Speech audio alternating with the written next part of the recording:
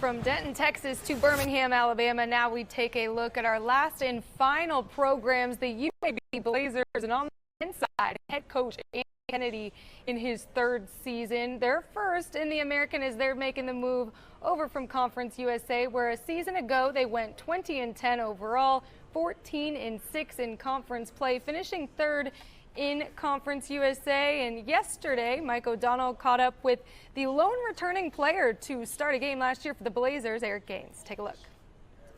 Here with UAB star Eric Gaines, one of the best athletes and hoopers in the American Conference. A little bit of change though, right? You're coming into the American Conference for the first time. How's that conversation been with you guys? It's been good. We've been talking to coach, different teams, different competitive natures with different teams, and just feel like we've got to come together and do what we got to do to be successful in this conference. Okay, yeah, but coming together though, you had a lot of new faces this year. Can you give me one or two guys you think might surprise some UAB fans? We have an outstanding athlete named Chris Coleman, and we have a guy from upstate New York named AJ, but we call him Alejandro. Alejandro. Okay, so Alejandro. All right. Yeah. Those two guys, I feel like they're going to stand out the most. But what are we supposed to, for fans in the American Conference that maybe haven't seen you guys play much, like what does UAB basketball mean to you and what you want to show to them? UAB basketball means a lot to me and the fans, I want to bring that excitement out this year. We had a lot of fans last year, but I feel like this year's group, we got a lot of more athletes, and I feel like the crowd would be more amazed with this team. Bartow Arena's tough, man. When that place is packing, how great is that? Oh, it's amazing. It's loud. Love it. Great fans, great atmosphere, great spirits. Great fans, great atmosphere, great spirits. That's a tagline for Bartow Arena. Yes, sir. The UAB Hall of Famer and head coach for the Blazers, Andy Kennedy, now joins us here on the set. Coach, welcome to the American. I was reading in the Almanac, they said that you, of all the teams in the American, are the hardest team to prepare for. We got tough competition, Memphis, Florida Atlantic, but you guys, the biggest challenge. Why do you believe that is? Well, I think we do a number of different things. Let me start. I don't want to start on a contentious note, but that graphic said we were 20-10 last year. Listen, unlike what Jay-Z says, 20 is not the new 30. We won 29 and 10. That's right. I see that right here in my notes. Those 9 were hard to get. Let's please make sure those got in the right column for the people in the back, the graphics folks. I think people say that we're difficult to prepare for because we do a lot of different things. We're going to change defenses. We're going to have a number of different faces to our pressure. And then we're going to shoot a lot of shots. I've heard some of these coaches come up here and talk about none of us have an affinity for turnovers. And I believe a poor shot is much better than a turnover. We're pretty good off our offensive glass, so that philosophy will stay. A lot of new faces, no more Jelly Walker, no more Trey Jemison anchoring us at the basket, but we've got an exciting new group of guys. You talk about turnovers. Turnovers are rhythm killers, right? So is that a big aspect of coach killers? Listen, now I've got an earpiece. Sanity killers. Turnovers. I'm back on the dark side. No, I don't need any more competition from you coaches. No. Stay where you're at, will you? No, but it's one of those things where you're maximizing rhythm, so you're allowing players to play with feel. I mean, is that a part of it? And how do you structure that type of environment? Well, it's control chaos, ultimately, and I believe that basketball is the ultimate game of rhythm. Establish yours, disrupt theirs. And that's what we talk about it every day, man. We talk about being best version of self. We talk about staying connected. That's where the magic happens, the connected teams. And then ultimately we want to be disruptive on both sides of the ball. And you're trying to maximize the potential of individuals to, in turn, maximize the potential of the group. Is that something you adjust to, or are there absolutes that you say, this is how I want to play and I got to get guys that fit this? Well, there's absolutes as it relates to the standard of competition and the day in and day out commitment to being good. Huge difference in being interested or committed. Sometimes kids don't know the difference. Here we go. Did we get the graphic changed? Nope, still didn't. At least we're sitting at 78. We didn't cheat one of those off. No, but we hold them accountable day in and day out to the standard, and then obviously we evolve based on the skill set of a current group. We'll play different this year than we played last. We'll still try to play to a philosophy of fast, disruptive, and put our guys in the best position possible to be successful. Also sounds fun, by the way. Well, you know how you spell fun in Birmingham, W-I-N. Yes. There's winning and there's misery, and there's really no in between. But is there an extra sense of pride, too, in playing and coaching now for your alma mater to say, hey, we got to rep, I was a part of this program, so I obviously want to win, but having that as your background. Yeah, no question. I played for the founding father of UAB athletics, the late, great Gene Bartow. And so when I came back, I coined the phrase, I want to get UAB basketball back to the Bartow standard. And people say, what do you mean by that? Well, that means competing for championships and playing meaningful basketball in the month of March. We've been able to do that in all 3 seasons. We've won 78 games, which is the 5th most in college basketball over the last 3 years. So we feel really good about the momentum that's been created, and we look forward to taking that into this new challenge of the American Athletic Conference. To make that NIT championship game a season ago, despite not coming out on top, what did you learn about that group that you can take into this season? While it is somewhat of a new core, but you as a head coach personally. You know, we bring 4 guys back that were a part of that run, and they enjoyed the opportunity. You win 4 games in postseason basketball. We played till the Thursday prior to the NCAA Final Four, so we played late into the season. We were in Vegas for 5 days, and that's too many. Ultimately, it got us. We shouldn't have had that off day between us. So about 3 days is my max. So that 5th day, we were a little sluggish and didn't get it done against another Conference USA opponent in North Texas. Conference USA had a tremendous season last year, obviously capped by the tremendous job that Dusty May and Florida Atlantic did, the story of college basketball. But as a league, we're 19-3, and all of those wins came with us to the American Conference. And what do you make of the American now? I mean, adding 6 teams, so you lose Houston, UCF, and Cincinnati, and I think those names are big names, right? Sure, they're brands. big brands. But if you think about the quality of basketball in particular coming in, you know, the outlook should be pretty positive for this conference. Yeah, ultimately, you know, you make your hay in the non-league. Yeah. We certainly have challenged ourselves, and I've looked around at a lot of the other non-con schedules, and a lot of teams in our league are going to challenge themselves early. We have to win some of those games so that when we get into the gauntlet of league play, people ask me all the time. I've coached in the Big East. I've coached 12 years in the SEC, and they say, "What's the hardest league in the country?" It's the one you're in. That's how coaches look at it. So the league is going to be very, very challenging. But I think if we can do what we need to do as a group heading into conference play, we'll put ourselves in a position to be a multi-bid league. I want to go back to something. Brooke, you asked a question about pride, and it almost made me feel like, is it pride or does it feel like responsibility to come back and coach there? No, it's a great responsibility. That's a good point. It's a great responsibility because I know what it's like to have Bartow Arena rock, and I know what it's like for that city, believe it or not, right in the heart of college football. I don't know if you heard that, you know, the SEC right there, right downtown. They kind of get excited about that oblong ball, but I know what it's like if we can get the city on fire for college basketball, and I think we've got a group that our city can get excited about. That's exciting. It's almost like opportunity is something we seek out, but we only serve it well if done with the sense of responsibility behind it. Sorry, I'm being like a philosopher all of a sudden. But like, write that down. Dante over here. It makes sense. I think of it like my brother just took an assistant job at Penn State, and it goes so far beyond that, right? We were talking about that's what, you had to sell it. I have no new neighbors that I haven't met. Thanks, Joe. Yeah, thanks. But you know, there's something that you can't even describe until you even get through it. No, you're right. I talk about take advantage of the opportunity of a lifetime and the lifetime of the opportunity. Yes. You know, there's a huge sense of now, and you try to instill that again. 9 new guys. It's a potpourri. We got 4 out of the transfer portal from Division I, 3 from Power Fives. We took 1 high school kid, and then we took 4 JUCO kids. Yeah. So we've got an eclectic mix that we're trying to get together and understand the importance of now. Your team plays this freestyle basketball. It's always fun to watch. But even when you're given that green light, is it hard to either tell guys to be more selfish or be less selfish?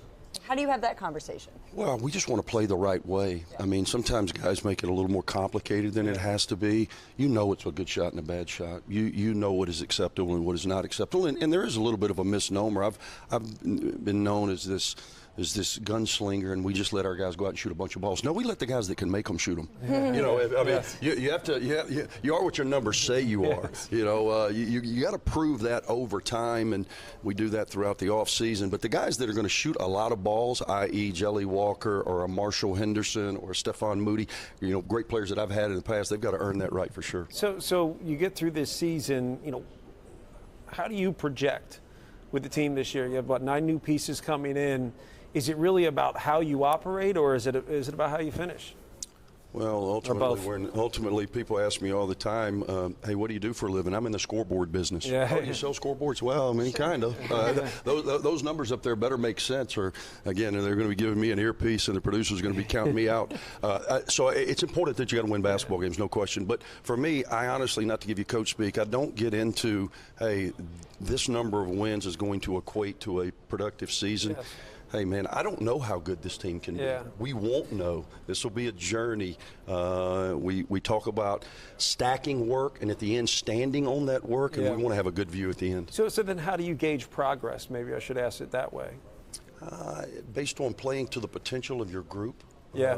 You know, right now there's so many moving parts. We're trying to figure out really schematically what's the best way for this team to play in order to put itself in the best position possible to be successful. Because at the end of the day, that's my job. My job is to figure out the strengths of this team and make sure that I am playing to those strengths. And we're in the process of doing that now. Hopefully we'll have that figured out by November 6th. The games will come quick.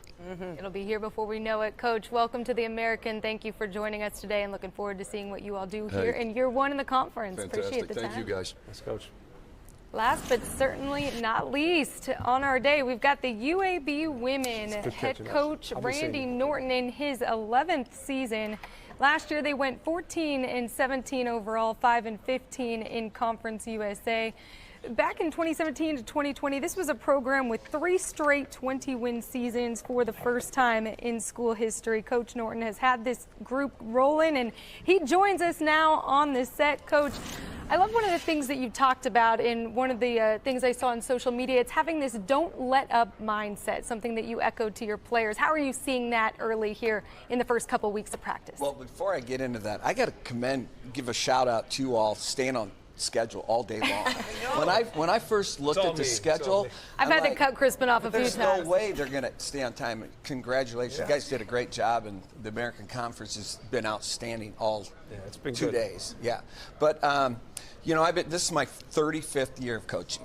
I did 14 years of high school boys, 10 years as an assistant at the Division I level, and then my 11th year as a head coach. And every year it's a new journey, it's a new season. And it's one of those things that it's all about teaching life lessons. And I got into coaching to impact lives, and that's what we try to do every single year. You're taking some pretty cool trips as well. You headed to Alaska? Is it in November? Yeah, the How longest. did that all come about? Well, we try to do as many experiences as we can for our young ladies. We feel like that builds team chemistry. Team chemistry is not something you can just say, hey, you need to be a close team. So we try to create experiences where we travel, put our kids in different situations, and let them experience different parts of the country. And I think Alaska is one of those bucket lists for everybody. It's the oldest college tournament, and there's going to be some great competition out there. I know Utah's out there. I saw that they're preseason number 5, so it's going to be a great tournament. We'll do some dog sledding out there. It's a team building activity, but again, we do a lot of things around basketball to try to create these different experiences so our team can grow closer together. How much of that culture building is sharing life experiences together? Because I feel like the way things have gone, everybody comes from different places. Maybe they play for a year together. They don't share enough life together. So how key is that for you, given your vast array of experience? Well, we've always felt it's really important. Probably about 8 years ago, we started to take a team retreat right before the regular season would start. We've been to the mountains in Gatlinburg. We'll rent a house. We'll do a bunch of team building exercises. We did some zip lining. This past fall, we went to the beach. We rent a house on the beach. The girls we spend all that time together. My staff does a tremendous job putting together different exercises, and you kind of just peel the layers off throughout the week, and you really get to know one another. And I feel that's so important. I will tell you, our kids talk about, Coach always is trying to create shared experiences. Last year, we took them to a weekend out in the woods with the Marines, and they preferred that we don't do that again. I would say so. We won't probably do that shared experience again. Well, one exciting name that you have on your roster, a lot of people are familiar with the last name of DeShields, Denim DeShields, playing for you. Of course, her sister Diamond, one of the greatest women's players to come through college basketball, and brother Delino as well in the MLB. What do you like about the DeShields name on your roster? Well, I've known about that family for a long time. her dad played in the old Montreal Expos, an organization that I played in as well, so I've kind of followed him in his career. You know, it's ironic how we found out about Denham. I got a random text one day. I was sitting in my office, and it was from La Lumiere, a prep school where Denham was at. Said, hey, I got a point guard that you'd really like. How he knew about us, his assistant coach trained one of our players that was from Chicago, Margaret Whitley. And he said, hey, you should have call Coach Norton and see if he needs a point guard. So that's how it all started. Watched her on tape. We went out and watched her play at La Lumiere, and the thing I like about her, she does come from a storied family with WNBA, Major League, but Denham was under-recruited, and she came up in that COVID time where it was hard to get out and visit schools. And I feel like she plays with kind of a chip on her shoulder and something to prove. And last year, we just threw her into the fire. She was playing 30-plus minutes a game, had a phenomenal freshman season. What do you make of the conference, coming into the conference this year? I mean, the American, we talked about losing Houston, UCF, and Cincinnati, but the programs coming in, good basketball programs. Last year, we've already mentioned a number of times, ECU picked 11th, and they ended up winning at Dickies Arena. So what do you make of the conference? Does it feel wide open? Well, this is my 21st year in Division I women's basketball, and so very familiar with the American. When I first went to UAB, several were in Conference USA before they went to the American. So it's a great basketball conference. Conference USA on the women's side was really, really competitive, and then the American even takes it up another notch. You've got Hall of Fame coaches, you've got some long-time tenured coaches, and then some up-and-coming young coaches that are ready to make their mark. So it's all in all, it's a great league. I think we've interviewed more first-year coaches than I ever have at a media day. Yeah, there is both on the men's and women's side.